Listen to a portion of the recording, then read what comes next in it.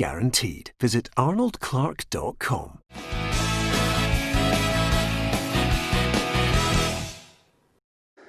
Welcome to Peter and Roughie's Football Show, sponsored by Arnold Clark. I'm Peter Martin, Alan Rough, Steven Naismith and Hugh Mcdonalds here with me on the show. Don't forget, you can follow us on Facebook. That's what we want you to do. Hit the follow button, share the stream with your friends. And if you're on YouTube, then don't forget to hit that red button and subscribe, and you'll get all the latest updates, news, and of course the show on a regular basis. Great to have your company. We've got lots to talk about. We may as well get into the meat and bones of it as well, because we don't want to upset Hugh's back too much where he's sitting at the moment. He is actually not allowed to move left or right in case he jars it. So let's get the best out of him for an hour before he has to begin to see someone to sort it all out again. Okay, the big news that emerged over just as we finished last night's show was, of course, Celtic TV released an interview with the Chief Executive, Peter Lawwell, and he apologised on behalf of the club. This is what he said on Celtic TV. Looking back and looking with hindsight and looking at the outcome of the trip, clearly it was a mistake. And for that, I profoundly apologise to our supporters. We left here and the rationale for the camp was very much the best intentions. Things haven't gone the way we wanted to, and the outcome is clearly very regrettable. What do you make of that statement, Hugh Mcdonald?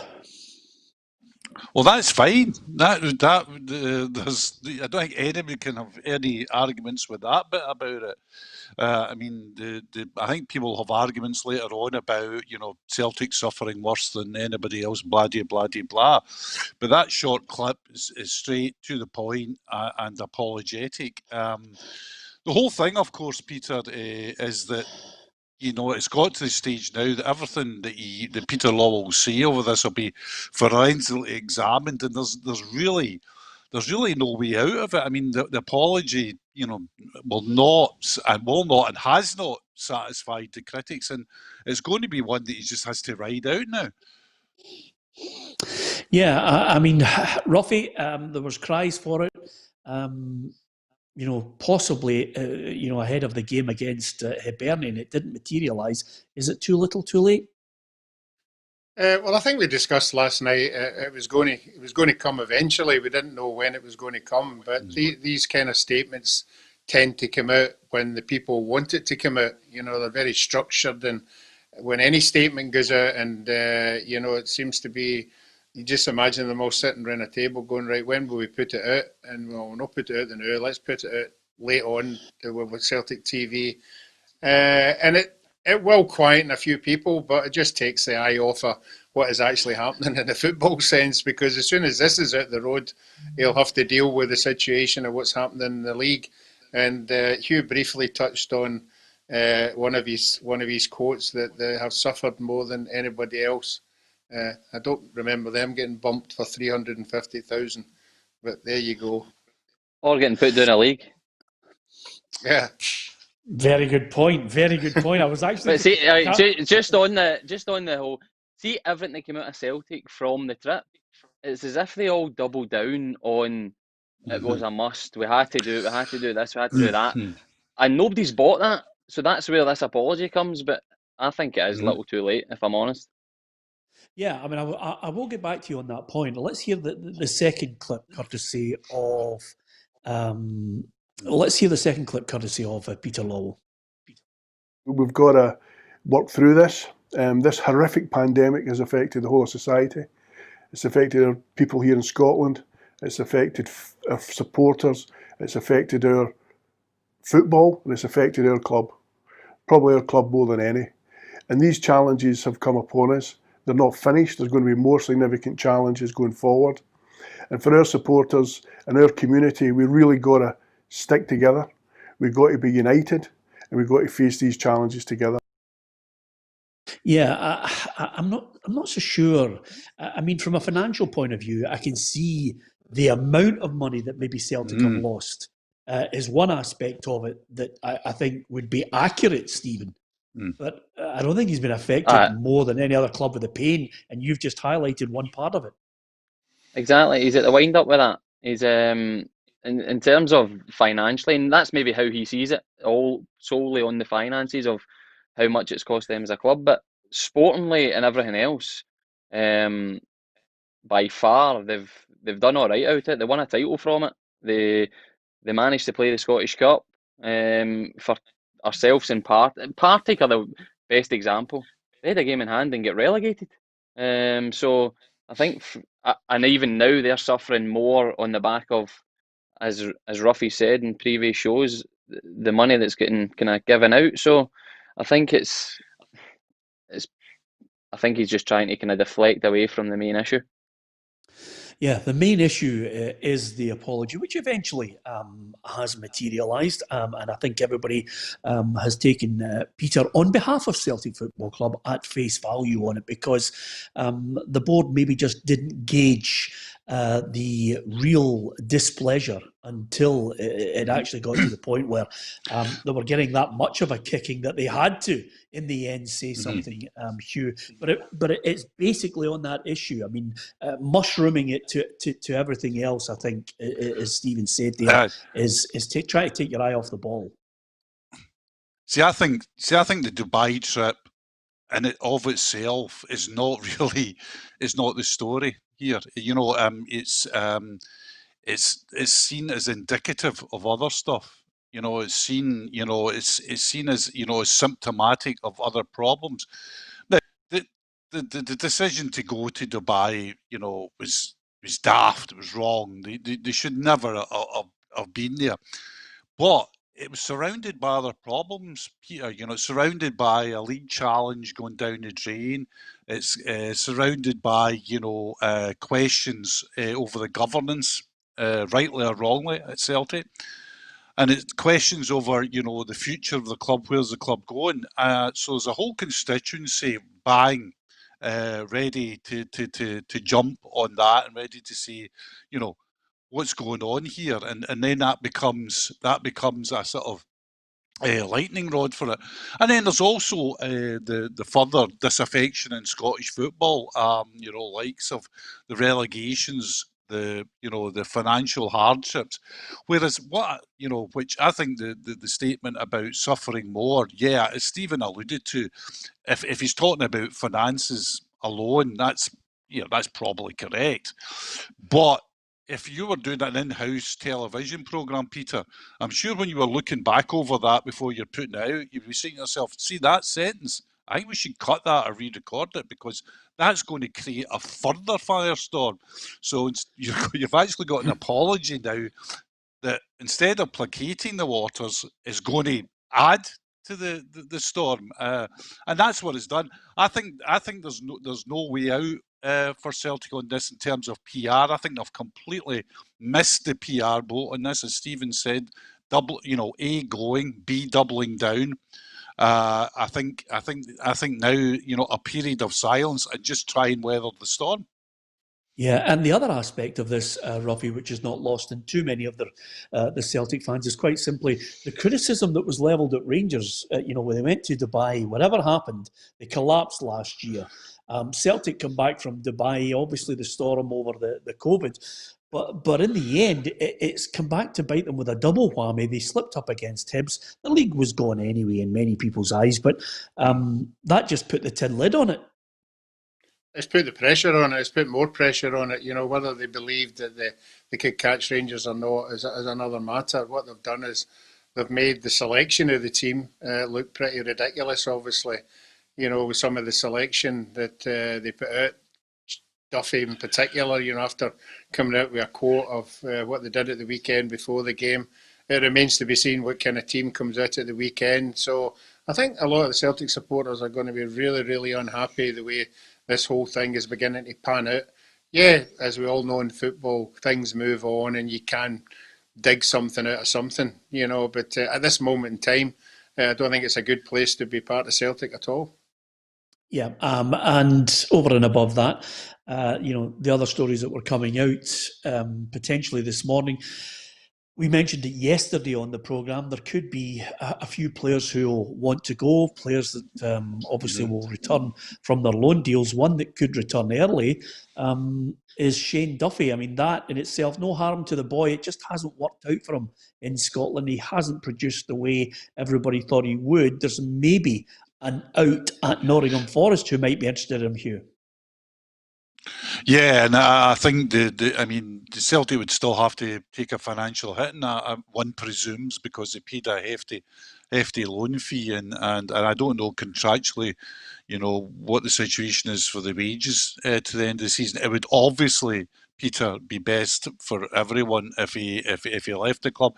It's just one of those. You see it in football sometimes. It's just one of those almost inexplicable ones where you get an English Premier League centre half, albeit a centre half that's used to playing in a back four and is used to playing a defender on the edge of the penalty box, but accumulating a lot of caps on the basis of that comes up here, and it's almost been absurd. It's almost been pantomime stuff. Even the other night, Peter, when you could say that he'd had a decent game, there would be no way that you could really criticise him for much on Monday night. He suddenly pops up in the last minute to make a really weak clearance, one that he didn't have to make. He could have let it run across himself and possibly out the park. But that's just the way it is. And I think sometimes in sport, that's just what happens. You just things seem to crash. So yes, I think for all parties concerned,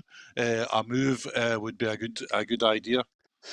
Yeah, big apology to more than a few people who are having technical difficulties with our Facebook stream on the programme, but I'm led to believe that you are with us, so it's always good to get us on Twitter, on Facebook and on YouTube as well.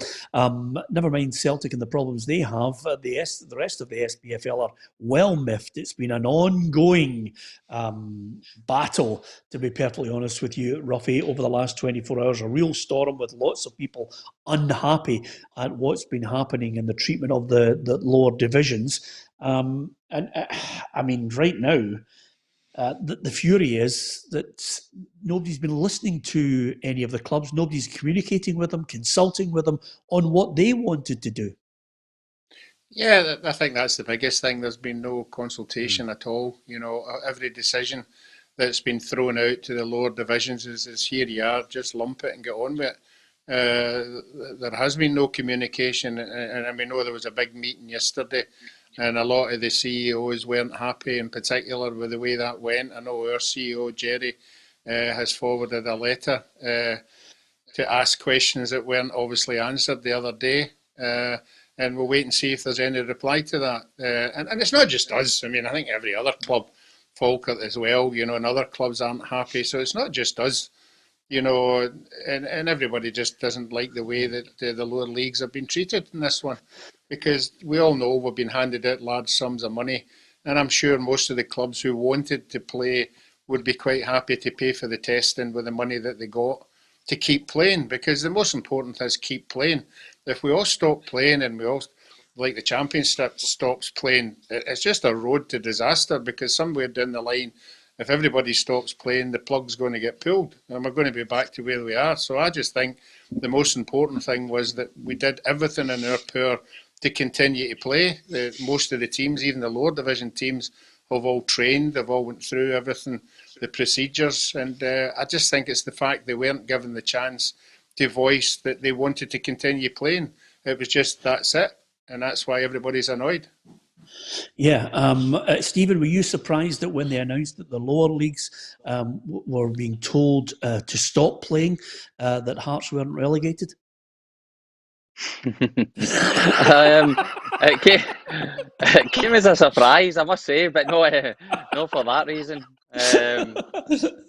No, I think I can understand that the lower down you go, the more risk there is in terms of clubs are part-time. There's players get two jobs and things like that. So that aspect of it I can understand. What strikes me is we've been in a pandemic for so long. Surely over a period of time there is things in place for all eventualities. What happens if if the pandemic gets worse and lockdowns happen? Why is there not a basis to say, if this happens, we think we're going to go down this route, and then communicate that to the clubs so that it's no such a surprise? Well, I'll tell you the answer to that, and it's See quite what simply, Peter, it's see what obvious. Stevie said. What Stevie said there is quite right. It's more likely to happen first and second division. But the problem was there was no evidence that it was happening more in the first and second division than there was in the Premier League. You know, I think that's why a lot of people are upset. Yeah, I absolutely get that, Roughie, and I think there's a valid case, and Falkert's statement was just the start of it. I think Falkert's statement echoed the real anger of everyone, and you highlighted it over the last couple of days of the fact there's no communication, the fact that this was just handed down right out of the blue. Some people found out about it on social media. But I can tell you, and I can answer Steven Naismith's point here, about why is there nothing in place. There's nothing in place because, quite simply, you often have to go back 9 months. Most of the clubs have got their own agenda. They can't agree anything. I mean, even to an extent where the SPFL board says, well, can you give us the powers to do certain things if this comes about again? They went, no.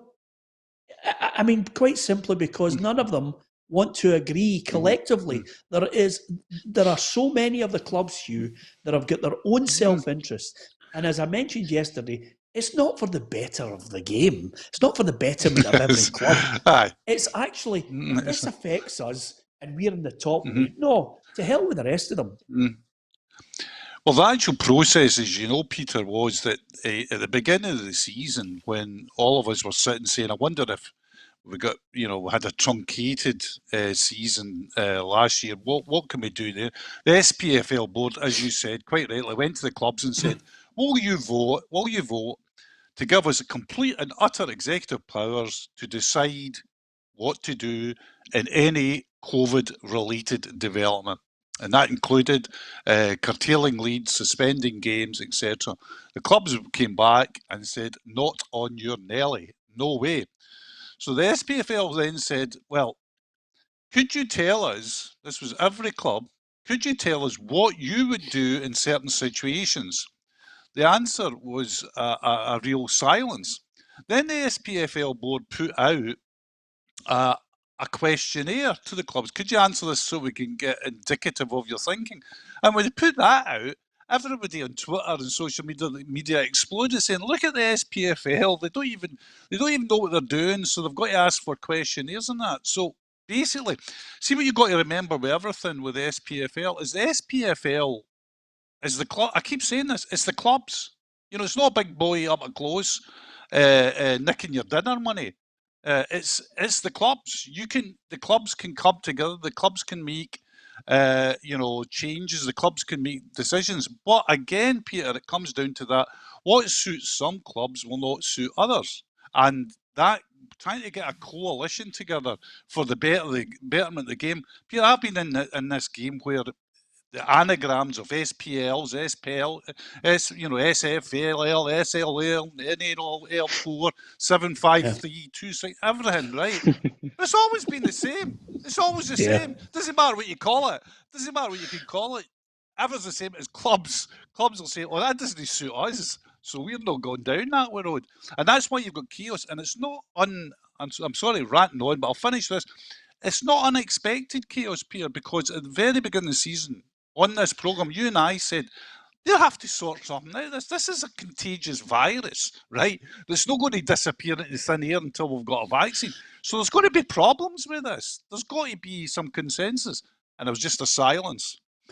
Well, the interesting point, I was going to get your point on it, Stephen, and it's something that I grasped from an early age as a young reporter. When you're brought up in the west of Scotland, everything is dominated by Celtic and Rangers.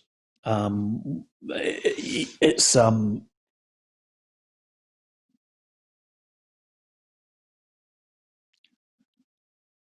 I was putting the point to you guys that when you're in the west of Scotland, everything is dominated by Celtic and Rangers. But then if you go away, I mean, Steven Naismith's played for Kilmarnock. Steven Naismith's played for Rangers. Then he's gone. He's played for Everton and Norwich, and then comes back to the east of Scotland with Hearts. when I moved to Edinburgh for 12 years, you got the psychology of clubs out with Celtic and Rangers, and you could hear the anger about all the points that they're not considered in. It's all dominated by the West. So you start to hear the gripes and moans of Hearts, Hibs, a Dunfermline, a Wraith Rovers, a Falkirk as well, and you get to understand, I think a greater appreciation of the needs of all of the clubs rather than the needs of driving the big two because they bring in the most money, because they've got the most fans. And I think, Stephen, I don't know how that's maybe moulded your opinion and changed your opinion over the years, but I certainly got a greater appreciation of when I lived in the east of Scotland about the needs of every club rather than it being dominated by Celtic and Rangers. And you played for Rangers. Yeah, there is a disregard from the old firm of they just think they bring so much, and that is every club should be grateful. That's the kind of attitude. Being at Kilmarnock, and to be honest, when I first came through, it was more you're talking about decisions here, there, or that wouldn't happen if it was Rangers or Celtic. These kind of decision things. But for the good of the whole Scottish game, it should be seen as a combined product. And how can we maximise that in young Scottish talent, bringing the most revenue in, and giving a great service? I think that's where, when every club's fighting about how to survive a pandemic, shows you how miles away we are from producing something that's really good. Because if you look at the amount of players, especially that have went down to England, that are Scottish, and made a very good career for themselves personally, but brought a lot to these English clubs, we should be using that and promoting it constantly, but we don't. It's constantly infighting and slagging matches of who can get the better of who. Yeah, I mean, listen, yesterday, Roughie, I did, actually put together the keys of where the key points of where I think Scottish football needs to change. I think there needs to be a complete rethink on the structure of the SPFL, the people who are running it, to try and get a more, I think, an attitude of taking care of the collective. I mentioned Lachlan Cameron yesterday, Ruffy, when he suggested some kind of franchise where there is one person who's at the head of it, whose sole aim is to think of every club rather than for totally agree. The greedy clubs who want the bigger slice of the pie. In my view, there are two elements to it. One, there should be somebody that's looking after the collective. Two, there should be a complete rethink on how we market the product of the SPFL. We have to look at it, gloss it up, and start to embrace how we get families, more people back to every team. And I don't know if there's a willingness to do that. I think we are stuck in the dark ages. And this has highlighted to me over the last 9 months the skullduggery of clubs and the selfishness and the greed and the self-interest of clubs has come to the fore. And I think where we find ourselves now is, a situation where your club, could play full-time football, but has been denied that. And other clubs that want to play football are denied it because, quite simply, we're pandering to the other end of the league.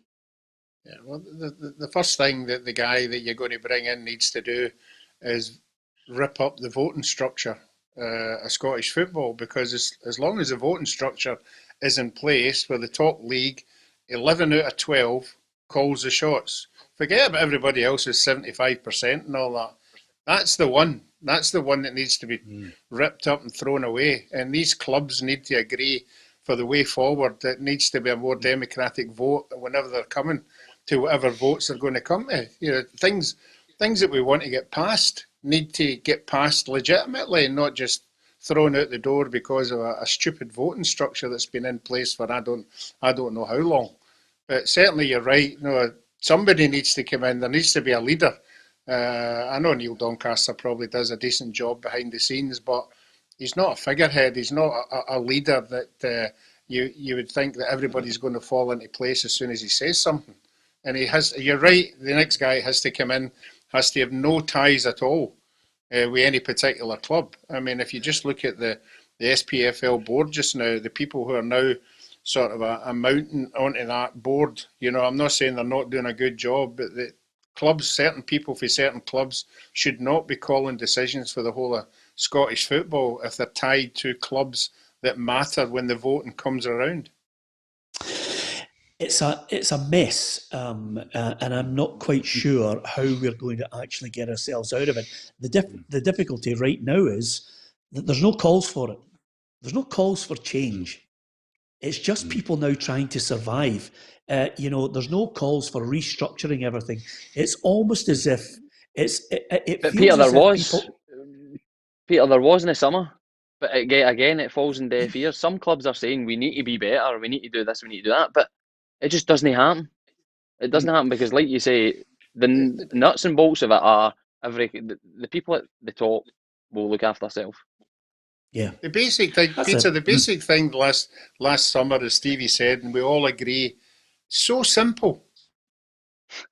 Promote 2 people from every league who are at the top, Kelty Hearts, you know, Broad. How hard is that to get your head round? You know, to do that simple move. But Alan, that You was know, it again. That's not. It's not that again. That's not like some guy, you know, with a long moustache and a dark coat is standing up a close, going, "Oh, oh, oh! I'm going to foil this plan." That plan was voted down by the clubs, massively voted down by the clubs, massively. Not like, oh, this was a close run thing. This wasn't like Celtic and Rangers coming together and say, listen, we don't fancy that. They didn't fancy that. It was massively voted down. So how do you get out of that? If you've got a democracy where people all the time are just voting for their own interests, it's hugely difficult. Peter and I have discussed this in this show all the time about a commissioner for the sport, which would be absolutely brilliant. But see, the only time you could ever had a commissioner was when you started. See, the first day the league started, you said, they all sat down and said, we're going to have an independent commissioner. Because see now, if you think, and it's not even Peter Lawwell or Stuart Robertson, but Dave Cormack, Roy McGregor, whoever, right down and that's before you go into the championship. If you think that they're going to sit down and vote to take away their power and give it into the hands of somebody else who they don't know, who's completely independent, who can make decisions about their business, it ain't going to happen. It's not going to happen. No, and I think we're now in a situation where a number of clubs are trying to survive as well. Yeah, I mean, the survival, see the thing about survival, Peter, and I'll say it pretty quickly, unlike me to give a quick answer, this season's not the problem. This season people are going to, there's furloughs, there's been a bit of money here, there, and they're going to stagger. People are going to stagger through. See, next season, I think next season is where you get the real problems, because people are going to be sitting in the summer and saying, especially if this continues, where it's going to be maybe reduced capacity stadiums at best, it's going to be hugely difficult. And the one final point, Stephen, which I think is not lost on certainly this programme and a lot of people who actually send us messages on Facebook, YouTube and Twitter as well, who watch the show on a regular basis. I'm not just talking about UK, a lot of the expats looking at it from afar, is quite simply, we don't have a major sponsor for the league.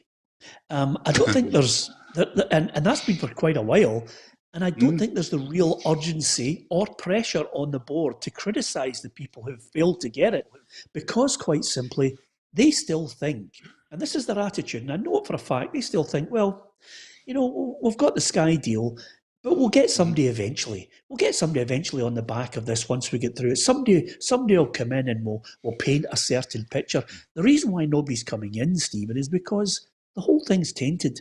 Who wants to actually associate themselves with a whole bunch of fruitcakes who argue and batter each other like a Tom and, like a Tom and Jerry cartoon, and all fight with each other, and then you're going to go out to a sponsor and say, why don't you attach your name to this? Who would want it? It's tainted at the moment.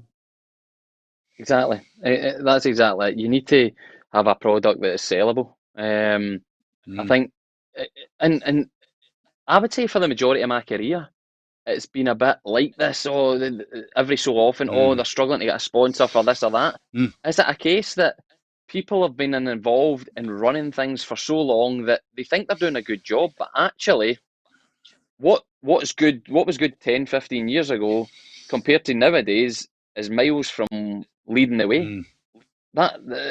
Hopefully these people are going about and looking at different leagues and similar countries and similar amount of viewers and people involved in the sport, that they would be looking to see who's at the top end of marketing, developing everything in every aspect of the game. But you do look at it and it is the perfect way to sum it up is it's like a cartoon strip. Absolutely. I think so. It just depends on what generation you're from. I decided to pick Tom and Jerry because it seemed like the best picture. Seemed like the best picture to paint. With everybody bashing each other over the head. Anyway, it's another one of those topics where lots of people are giving us their thoughts on it as well. As far as last night, we were looking forward to Livingston against Aberdeen. In the end, it didn't quite happen, Roughie. And I think a bit of sensibility from Stephen McLean. He tried as much as he possibly could as a referee to get that game on. But in the end, all-weather pitch and everything taken into consideration, the rain just came down at a time that there's no way they could have played it.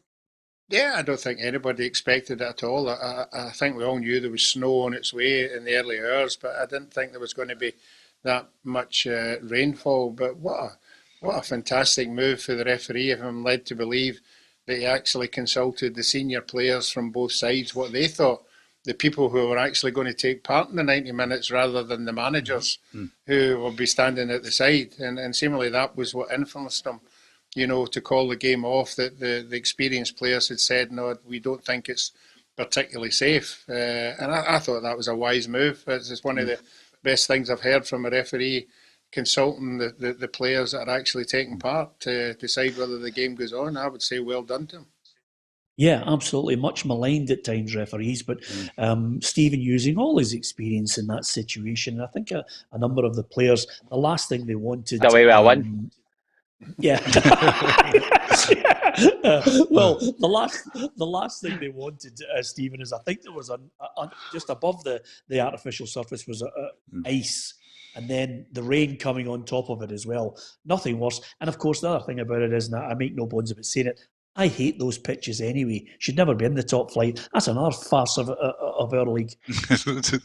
I agree with that as well. But no, I think, as Roughie says, players are there. They ideally want to play. See, after doing all the preparation for a game, there's nothing worse than it getting called off.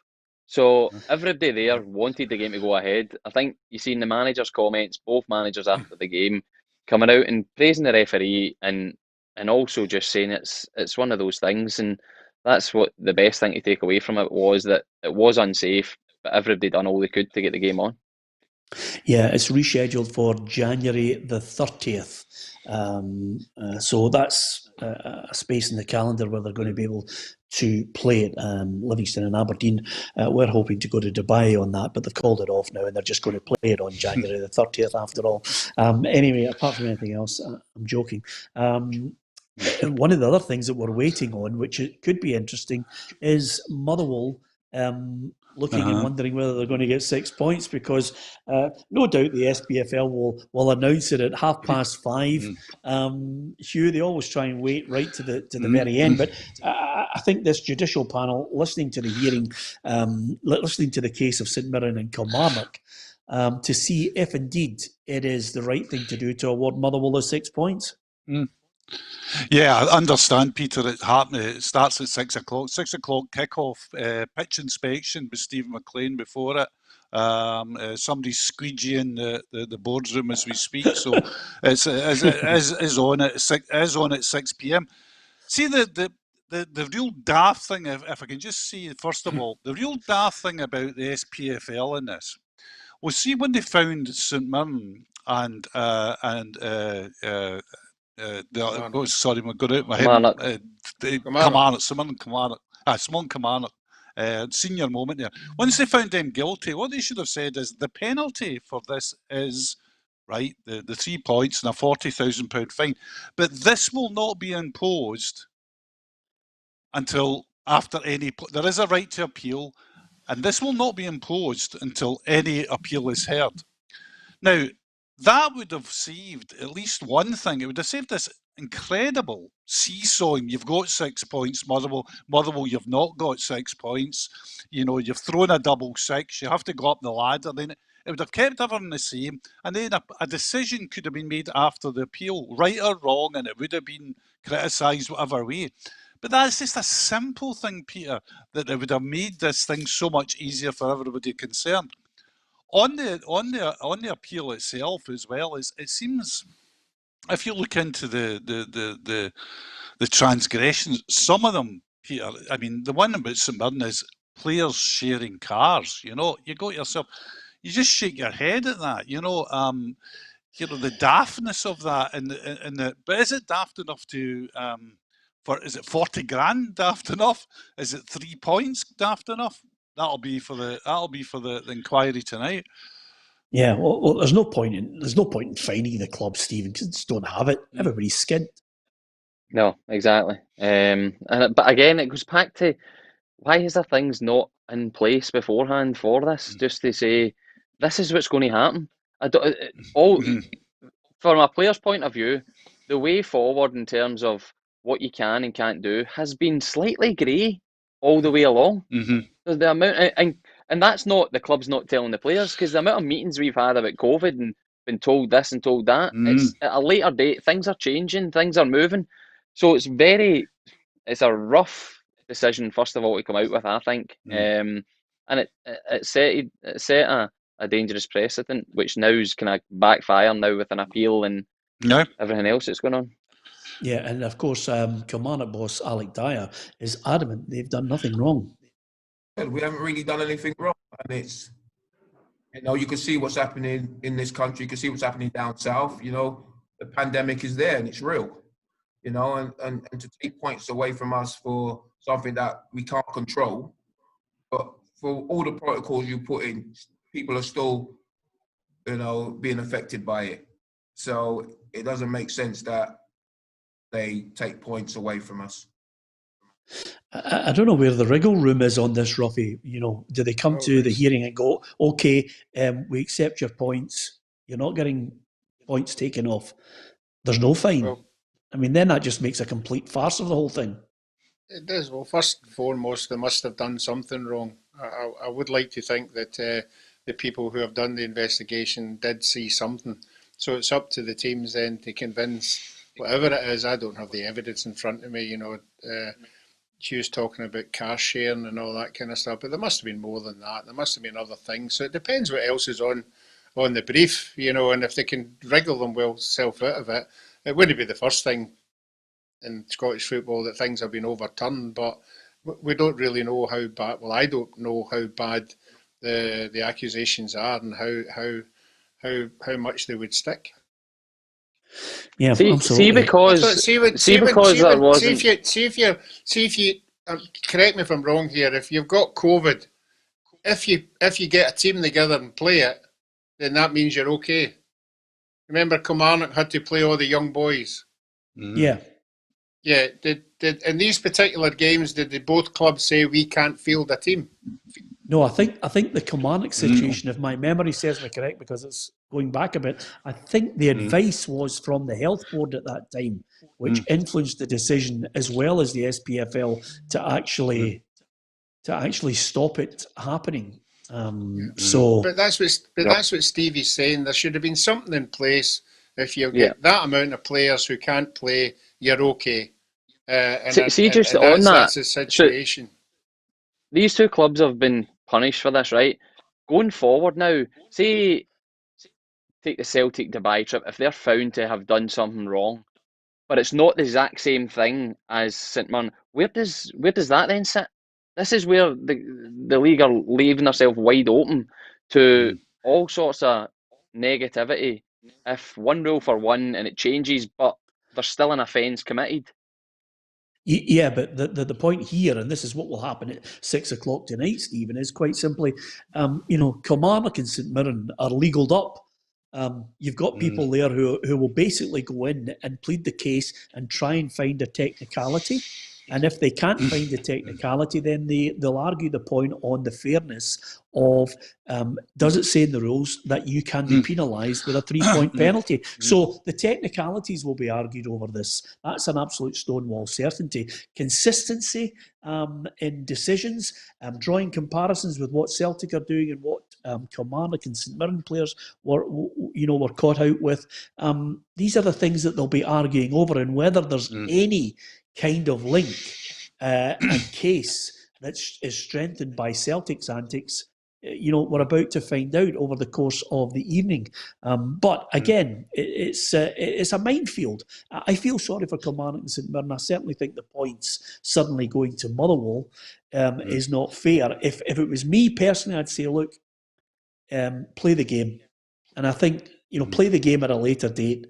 If there's another fine in some other way for legitimate breaking of the rules, then, fine them. A financial pain will be felt by both clubs. But the points going to Motherwell, I think, I don't know, I think it takes away the sporting integrity. Again, it's something that's not in our game, but it takes away the sporting integrity of why you're playing the league in the first place. I don't know. It's open to everybody's interpretation, the opinion on it, but it's just one of those things we're going to find out over the next 24 hours. We'll find out exactly when the decision is made, why they actually came to that decision and either accepted the appeal or just completely and utterly threw it out.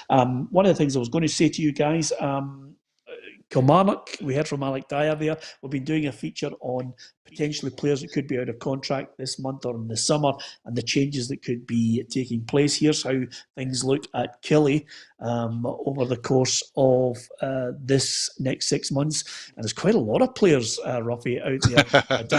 Danny Rogers, Curtis Lyle, Stuart Finlay, Aaron Shapola, Eamon Brophy's gone, Yusuf Malumbu, Gary Dicker, Greg Kiltie, Chris Burke, Clevin Dickamona, Callum Waters, Kurt Broadfoot, Nicky Kabamba, Ross Millen, Mitch Pinnock, Danny Whitehall, obviously, I think is there on a loan basis. Thomas Brinley, in fact, Colin Doyle, Jake Eastwood, and Zeno Ibsen Rossi as well. So that is a heck of a list for Kilmarnock to deal with. One man that has said that he wants to end his career at Kilmarnock is Chris Burke.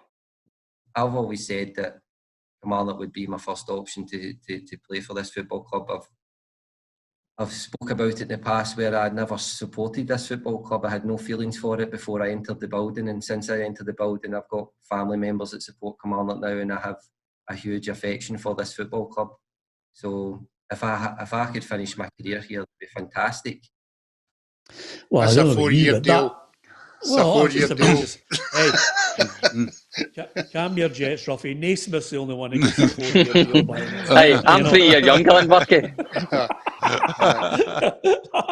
He didn't tell us he was on the phone to Burkie yesterday before the interview.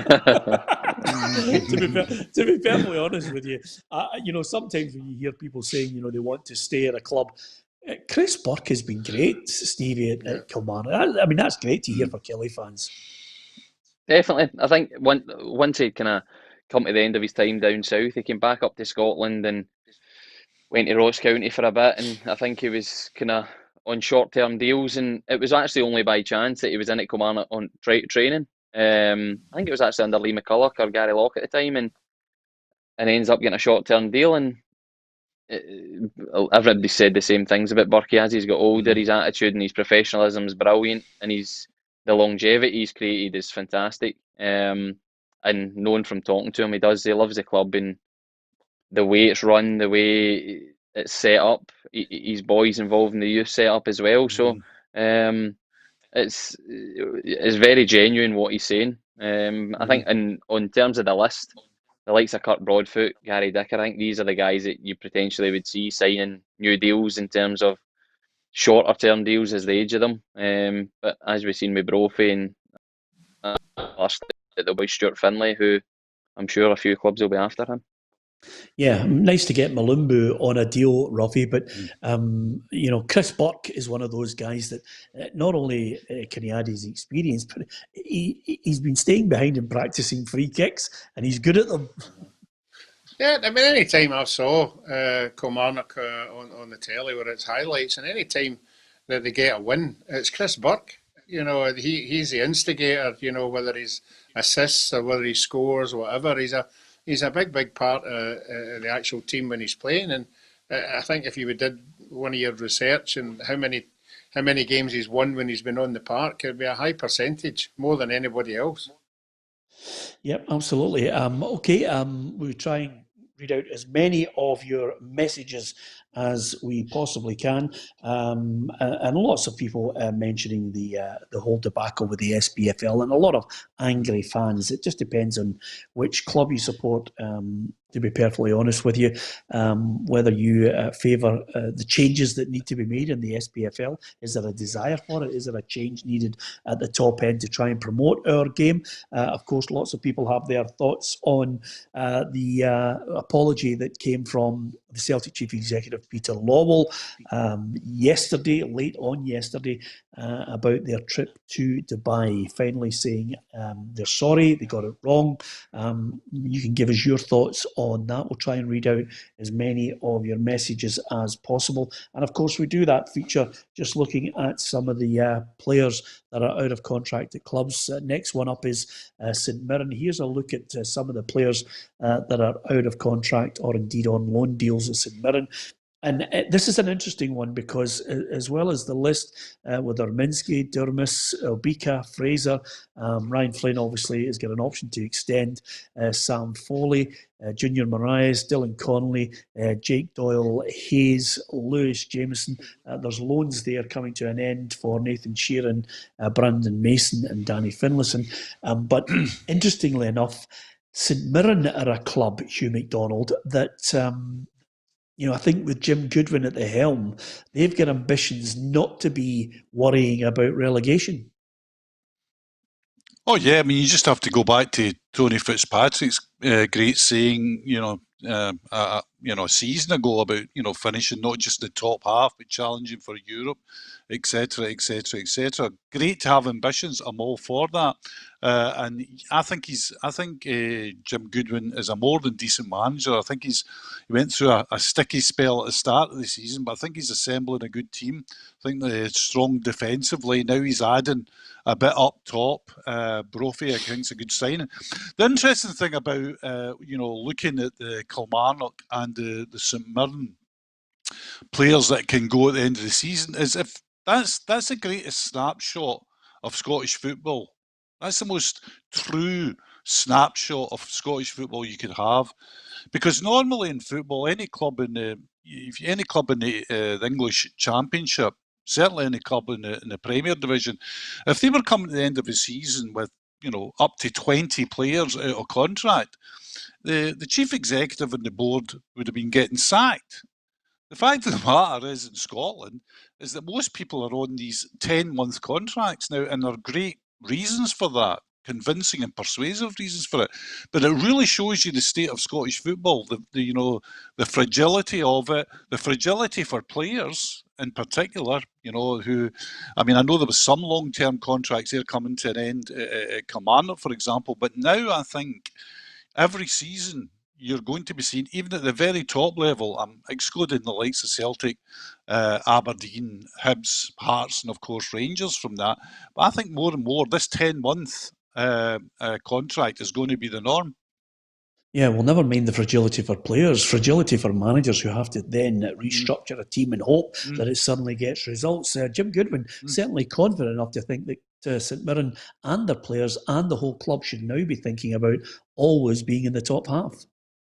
I think I've assembled a squad who should be collectively thinking about the top half of the table. And if they're not, then they shouldn't be here, quite frankly. Our message to the players from day one when we came back from pre-season is we're not satisfied with just surviving anymore. The club are trying to move forward. Yeah, fair play to Jim. I rate him as a manager. I think he's a good lad, and he's certainly got a team there that have proved this season that they can take more than a few scalps. We'll find out whether they're top six or not by the end of the season. That is, of course, if we get to the end of the season. Now, the other point I was going to make is, what about the Jambos? Gary Mackay-Steven. I mean, I think that's a fantastic signing, Stephen. What do you make of it? Yep, some signing. And I think it is one of those deals that kind of came around quite quickly.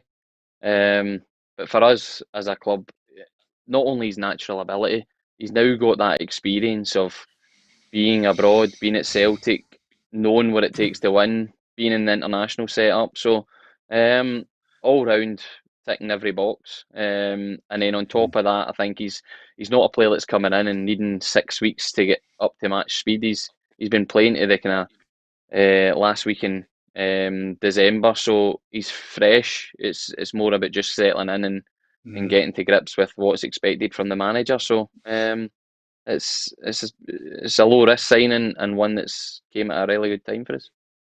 Yeah, he was actually supposed to be out speaking today on his arrival at Hearts, but he cut his lip, and I just wondered if maybe you had just given him the message early on in training. No, he banged into Craig Halkett, and you see the size of Craig Halkett, you wouldn't wish that on him, day. Yeah, absolutely. So we only got the manager, Robbie Nielsen, saying he's well chuffed to get him. He was just desperate to get back to Scotland. He'd been out there for whatever it was, 18 months, and the final 9 months he was there on his own in the lockdown. His girlfriend couldn't come over, so I think although he enjoyed his time there, he was ready to come back. Then we were in a position where we could offer him something and offer him a chance to come back to Scotland and play at a good level, a good training ground. So I think everything fell into place at the right time, and we've managed to get Gary in, and you can see him training. He's still a top player, add massively to this club. Yeah, I mean, that's for me, Hugh. You look at Stephen there, Gary Mackay-Steven added to the mix as well, the experience they've got. That will really strengthen the case. Oh, yeah, and it's going forward as well. I think Hearts should have more than reasonable expectations, almost certainties, I would say, to go up, and they will want to go up with a Premiership squad, and he's a Premiership player. There's no doubt about that. He's played. He's played at the very top level, as Stephen says. He knows what's needed. And I think it gives Hearts something that maybe lacked a wee bit in the last few games, when they've struggled out at times. It's been that pace wide that he can bring, that bit of trickery, because Hearts are going to play, a lot of games this season. The vast majority of the games this season against teams that are going to sit in, and Mackay-Steven can give you, not just that pace to get back to that player, but that bit of guile to open the defence. So I think it was a no-brainer for Robbie Nielsen and for Hearts. Yeah, congratulations to him. He's manager of the month in the Championship for December. But before I get your thoughts on it, Stephen, Roughie, there's a lot of good players in that Championship, but there's only one man who could be Player of the Month in December. Unbelievable. Yeah, unbelievable. Come on, give him some credit. Come on, to be fair, his delivery alone has been tremendous all December and the start of January, mind you. And the unfortunate thing about it is we have to deal with him tomorrow night. So let's see how long we can go without mentioning it. You might have a trophy on the screen with him. Listen, Stephen, you've nailed it. Honestly, he will bring the Player of the Month for December in the Championship in with him. Charlie Adam, congratulations to you. You mentioned there about his delivery. As you get older, many a coach and many a manager looks at players and will say, Stephen, as you get older, your game changes. The type of things you do in preparation, but on the field of play, you're not the player you were 10 years prior to it, and your game changes. And Charlie, for me, and I've watched him on more than a few occasions this season, he's just changed as a player, but he's still got that brilliant ability to spray the ball about. He does. I think just before going on to Charlie, Chris Buck's a prime example. He's not at half as quick as the player he was 10, 15 years ago, but he's adapted his game. And Charlie, I think his biggest quality that's never going to leave him is his left foot and the quality it provides. Like you say, his passing, his set plays, everything like that is top quality. You've seen it in his whole career. I think in terms of the way he plays now, he probably doesn't burst us forward as much as his earlier days when he was at Blackpool and Rangers. But he's like I said, the quality of the left foot, he's not going to lose that. That's what's going to give him an edge over a lot of players. Yeah, do you know what I love about it? I know you have it in abundance as well, Stephen, but the older heads, Roughie, Charlie, when I was watching him this season, and it's something that maybe goes unnoticed when you're watching a game, but obviously because I love watching midfielders and how they play the game. Steve Davis does it at Rangers. Scott Brown does it. But Charlie obviously is a different type of player. He's got this brilliant ability to hit 40-yarders. But that quality of actually just lifting your head, looking around you, knowing what's around you before you actually play what looks like a simple 10-yard pass. He makes it look simple because he's already lifted his head up and he can see what's happening before the ball comes to him. Yeah, I said it numerous occasions, when you're in a dressing room and you've got players with experience like Naisy and like Charlie, players are sensible enough to look about and say, look, they're match winners. If we're not playing particularly well today, we know we've got them to do something. And I think it was more noticeable last week there when Dundee were playing Bonnyrigg, when things weren't going particularly well. You could see the Dundee players physically trying to bring Charlie into the game. You could see them actually giving him the ball, hoping that he would unleash a free kick or unleash something for 25 yards. They were looking at him as the saviour that night, and that's what experienced players do, bring to young players in the game. Yeah, absolutely. Well done to him. Anyway, he's got how many player of the month awards do you have from north and south of the border, Stephen? I don't know, and I'm not even going to guess. It wouldn't be as bad. It wouldn't be as bad as my award. When I was at Hibs, the Sunday people used to get points every Sunday. Yeah. And at the end of the year, there was an insurance firm that was sponsoring it, and the first prize was £5,000. I won it by a mile, and when it came to the end, the company went bust. So I've got a lovely trophy. Sitting in the wardrobe, they check. The thing is, Roughie, you should have insured yourself against that, though. Yeah, probably, absolutely. He didn't think that far ahead, by the way. But nevertheless, it's unusual for Roughie to worry about all the money that he missed out on there. I was going to ask Stevie, do you get involved with the points on a Sunday? Do you get involved if you play a game and there's the points when you open the paper and you see? No, he's talking about how many your star check. How many? The man. To be honest, I've not really ever been a one for that. But some players are used to be right on it, and if they get a low mark, they are straight on the phone to whoever's gave the marks out. But I've never ever been one to really be into it too much. Yeah, I'm glad you said that, Stephen, because I know some of the journals who used to mark it, and there's not a lot of thought goes into it, I have to tell you. Peter, some of the biggest arguments I've had, probably the biggest arguments I've had with football and football personalities of the year have been on what the journalists call the man buys. Which is the man by mans, where we do Motherwell. And I always remember I was sitting at a press conference once at Lennoxtown, and Scott McDonald came in, and I was sitting in my usual old doddery self in the corner, not really bothering anybody. And somebody lobbed him the easy question: How do you think your season's been going, Scott? And he said, well, not bad for somebody who can't run, can't hold the ball up, can't link up play, can't head the ball, but can go offside. And it was just at that point that something went on in my brain, a little light bulb went on, and I suddenly realised that was my man by man of Scotland at the last Old Firm game.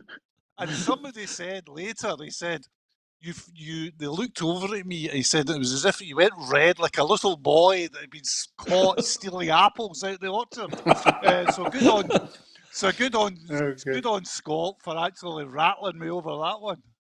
Yeah, absolutely, and it's good to know that he's still playing at this moment. Yeah.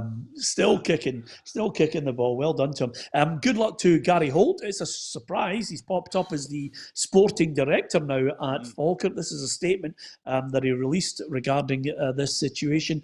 Falkirk has always had a special place in my heart for giving me my big break in management. There's a bit of unfinished business here. I'm going to devote all my energies in getting this club back to the Scottish Premiership. I've learned much in my time away, and I'm ready to put that into action. The board have set out to me a compelling vision for the return of a youth development pipeline and the need to develop a 5-year football strategy.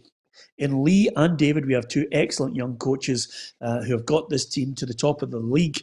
I'm here to be an additive to what they are doing and to be another experienced voice they can turn to. Let me be clear, I'm not here to be the next Falkirk manager.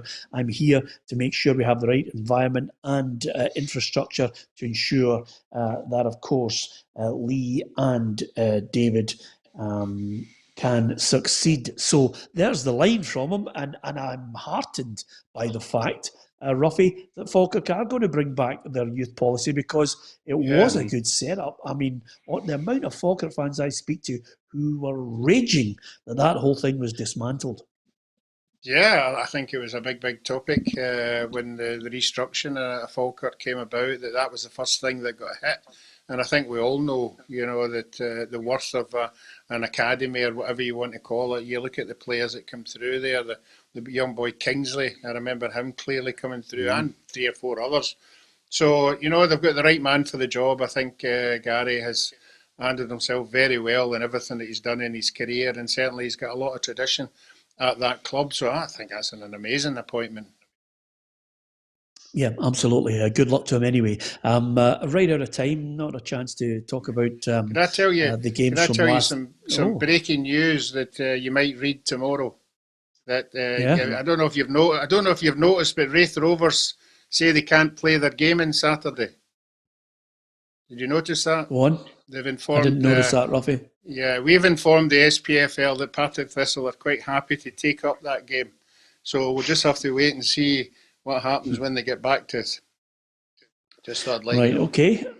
There you are. That's good enough, Roughie. There's it. Roughie always likes to know, because some people just have one chip on their shoulder, but Roughie has 2 chips on his shoulder, and he regularly fires it out on this programme. Listen, just before we go, Moussa Dembele to Atletico Madrid.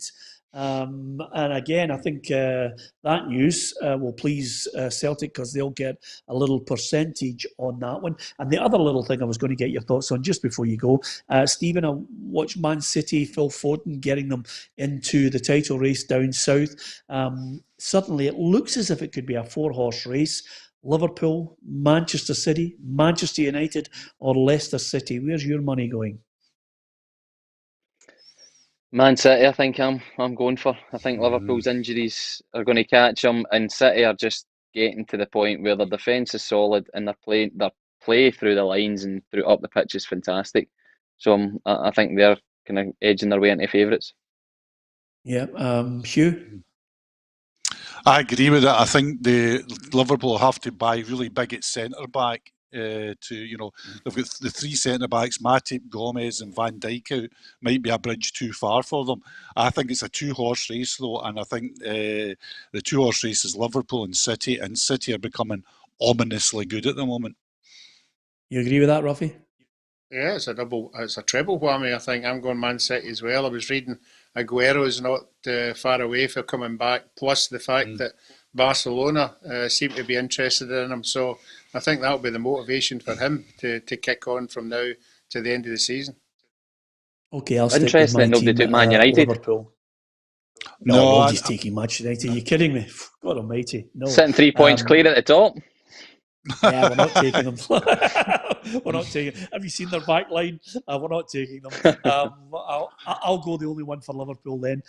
Just a word of warning, Stephen. We'll see you next Thursday. But a word of warning for yourself. I know you're a professional. I know you've got lots of experience and you're enjoying your football at Hearts. But if anybody anybody suggests to you just getting in a boat and going down the river, you've got to avoid that, by the way. I don't want to kind of cast aspersions on new signings, but he's prone to the odd bevy and heading down the river in a boat. Just you avoid that like the plague.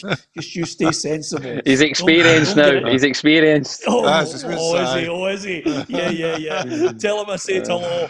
Anyway, apart from anything else, thanks to Naisy, thanks to Hugh Mcdonalds and Roughie, who continues the fight for Partick Thistle. We'll hear more from Roughie tomorrow about Partick Thistle's plight and all the other news as we get ready for the weekend's football. Join us if you can. Thanks for watching.